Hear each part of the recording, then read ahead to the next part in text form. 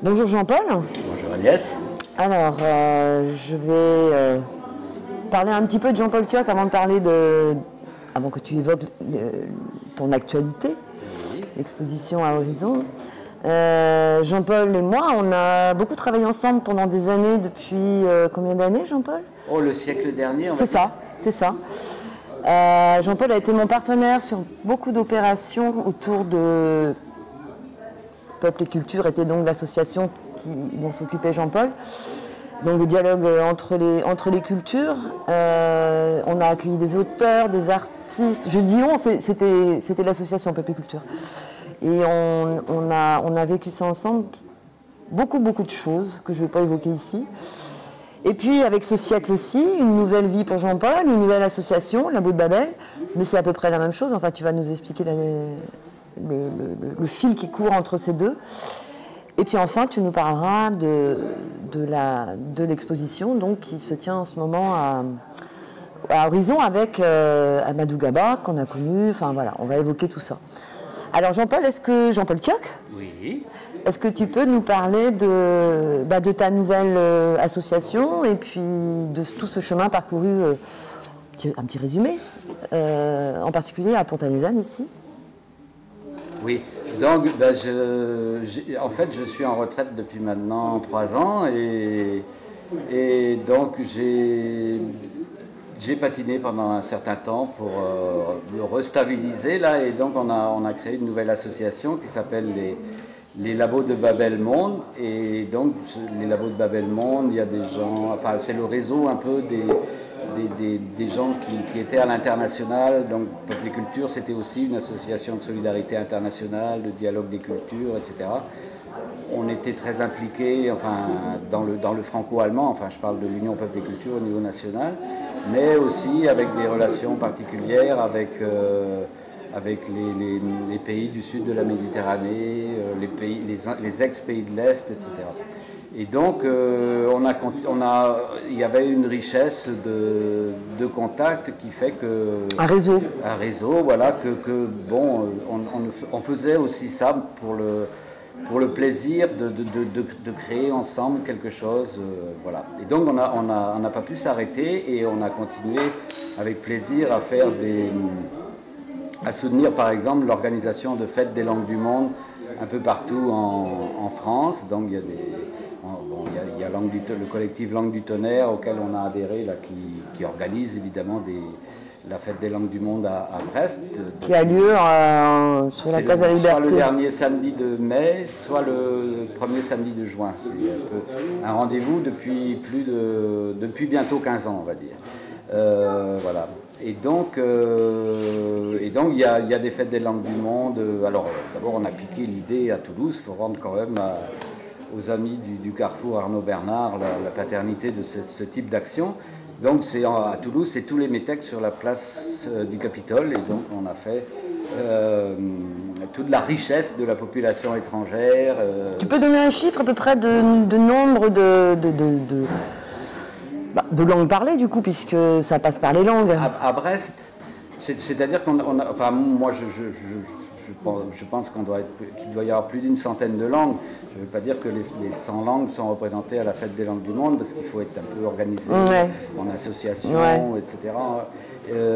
Mais par exemple, là, on a fait une action avec le Festival de Douarnenez là, pour faire des jeux de devinettes de Turquie qu'on s'est amusé à traduire en breton, en anglais, en arabe. Enfin, ça c'est avec le réseau des adhérents de notre association, mais aussi on s'est rendu compte qu'il y avait des Arméniens à Brest, qu'il y avait des Kurdes qu'on ne connaissait pas. Oui, parce qu'ils ne sont pas réunis en association, ils ne sont pas organisés. Si, les Arméniens, si. Mais c'est une association, c'est Ménez Ararat, c'est les Arméniens de Bretagne. Ah oui. Mais dont le président est à Brest. Voilà.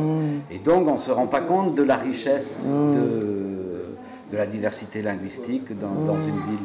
Et donc c'est un peu notre défi d'essayer de faire que des gens, qu'il y ait des rencontres improbables entre des Turcs, des Kurdes, voilà. Mais bon, ce jeu de devinettes existe, et les devinettes coexistent dans toutes ces langues-là. Voilà.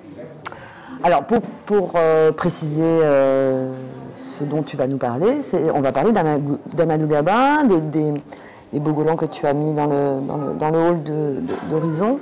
Un petit rappel peut-être de l'histoire de Amadou Gaba, artiste malien, avec Fontanizen. Oui, alors donc Amadou Gaba, j'ai eu le privilège de le rencontrer au Mali lors d'une rencontre internationale de jeunes franco-allemandes et maliennes. Et donc il avait appris la technique du sténopé avec une association française qui faisait partie de l'Union Peuple et Culture, qui s'appelait Caméra Obscura, je crois. Oui. Et donc on l'a vu à Mopti, et puis on est resté en relation, et on s'est dit que ce serait formidable s'il pouvait venir animer des ateliers sténopés à Brest, comme il faisait des ateliers de rue avec les enfants de Mopti. Et après, il s'est mis à travailler à Bamako, on est resté en relation. Et puis, c'était une époque un peu lointaine, avant Sarkozy notamment. Et donc là, il n'y avait pas trop de problèmes de visa pour venir... pour un Malien pour venir en France. Il est venu donc à 4 ou 5 reprises ici à Brest. Il a animé des ateliers de sténopé avec les enfants du Cap CSF à l'époque, avec aussi les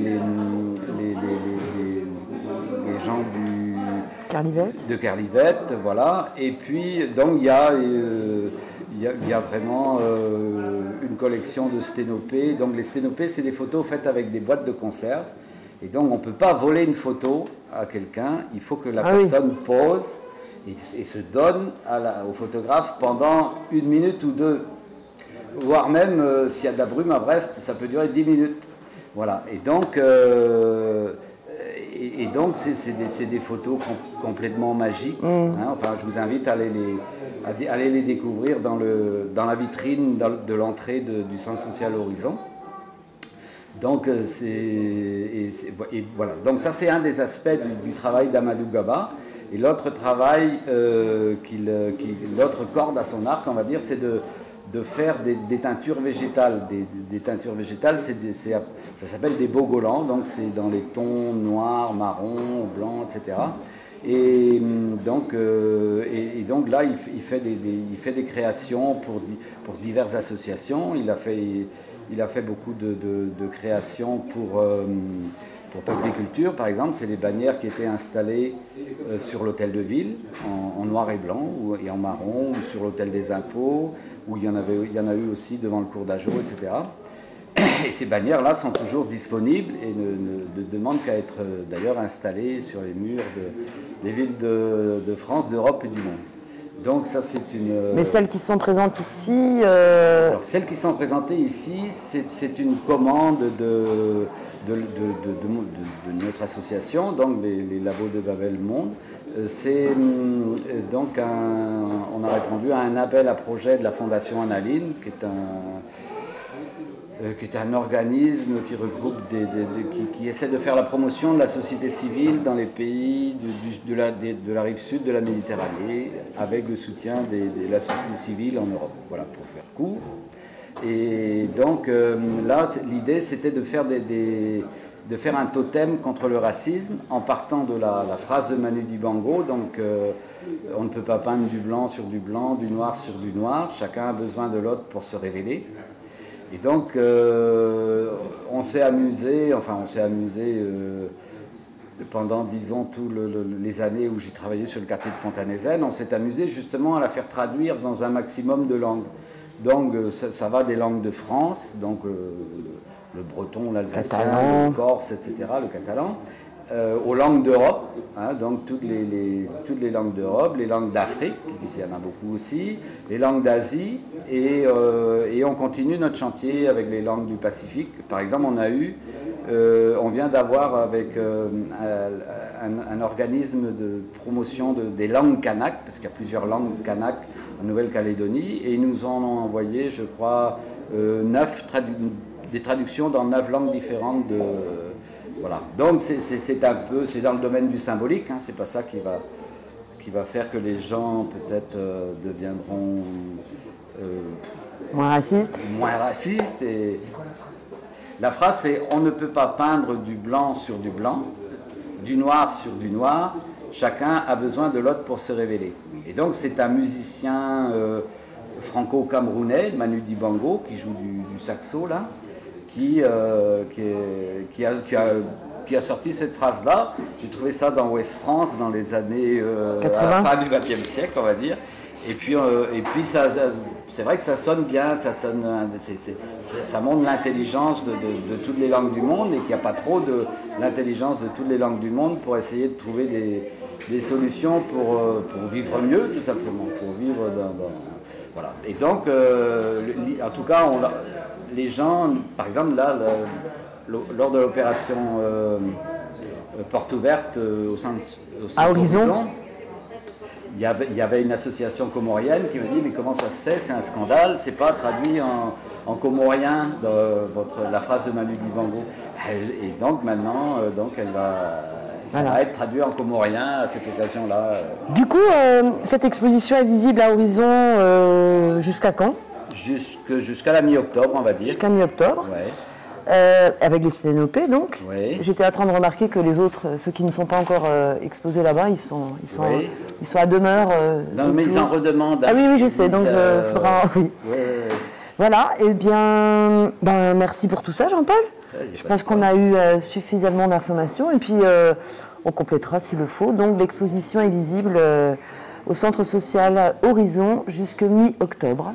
Merci Jean-Paul.